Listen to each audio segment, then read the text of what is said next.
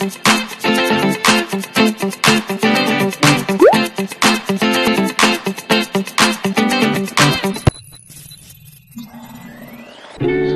guys, what's up? Welcome back sa aking YouTube channel.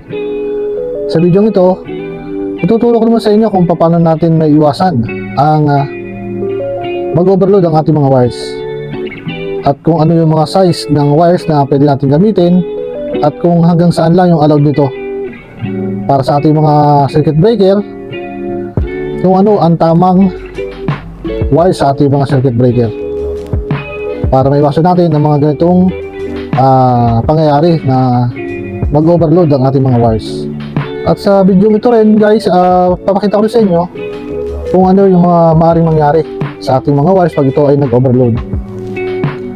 Mahalaga na matutunan natin ito o malaman upang maiwasan natin yung ganitong pangyayari, maaaring pagsimula na sunog o pagkasira ng ating mga gamit sa bahay.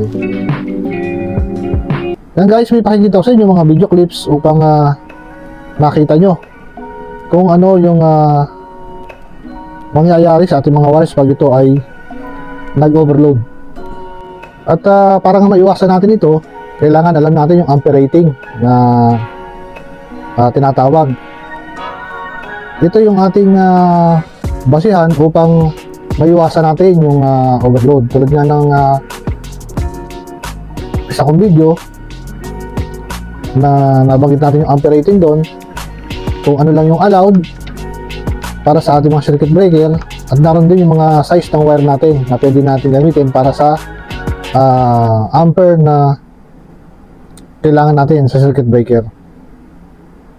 At yan guys, ito nga yung video na kung saan nag-overload ang cable kasi gumamit sila ng mga hindi quality na extension, at doon nila sinaksak lahat yung kanilang mga appliances o mga gadgets, at ito ang nangyari.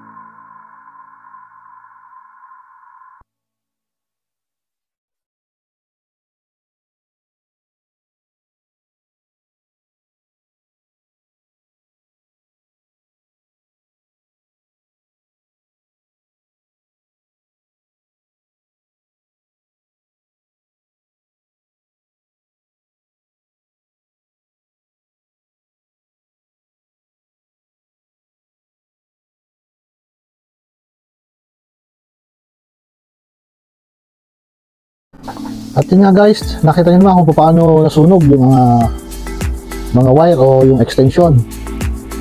Kasi ito ay mag-iinit pagka hindi kinaya ng ating mga wires yung load na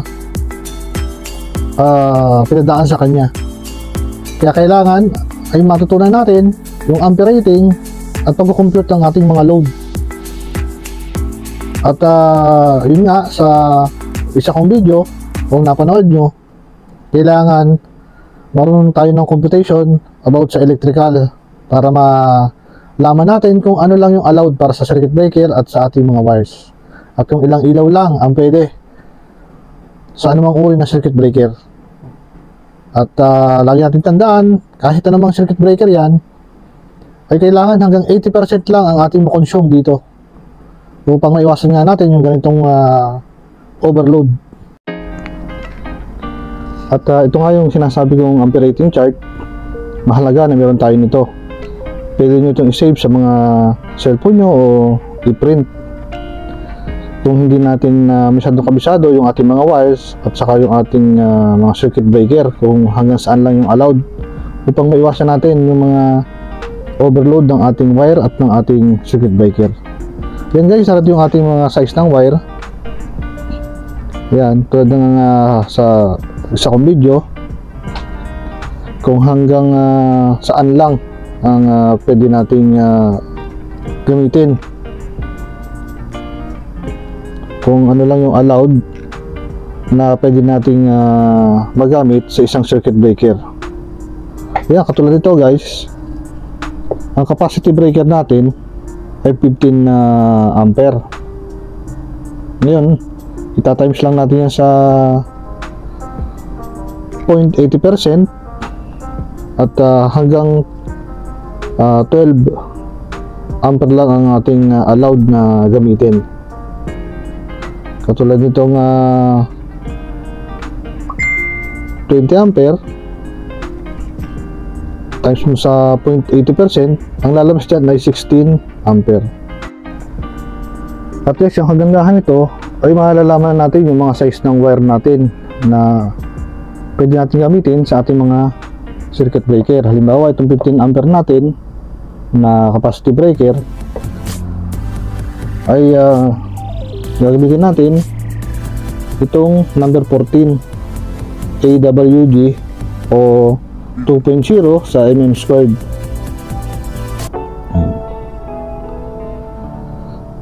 So sa number 12 naman ay 20 ampere. Ito yung kalimitang ginagamit natin sa mga ating outlet. Ayan. Ito siya. Basta guys, huwag nyo kakalimutan, lagi yung tatandaan, anumang circuit breaker yan, ang kailangan natin ay malaman natin na ang allowed lang ay 80% ang ating makonsume dito upang maiwasan natin yung mga overload, lalo na sa ating mga wires at sa ating mga circuit breaker. At yan guys, katulad ditong 30 ampere times mo sa 0.80%, ang lalabas lang dyan na allowed ay 24 ampere. Yun lang kailangan natin na makonsume. At ang kanyang size ay number 10. Nakalimutan natin ginagamit ito sa mga AC o sa mga air conditioner natin at sa mga water heater. At yun nga guys, ang kagandahan pa rin dito, then natin na yung ating mga size ng conduit, kung ilang inches ang kailangan natin para sa size ng wire natin. Ayan, narito lahat yan. Yan ang kagandahan kapag meron tayo nito. Kaya maganda na mag-save tayo nito o makapagpa-print tayo nito, at malaking tulong para sa ating mga bagong electrician at sa ganoon din sa ating mga natagal ng electrician na hindi pa masyadong kabisado yung ganitong ampere rating. At yun lang guys, salamat sa inyong panonood at Ito ulit si Richard Mix TV. At patuloy nyo sana suportahan ang aking YouTube channel. At maraming salamat po sa inyong panonood.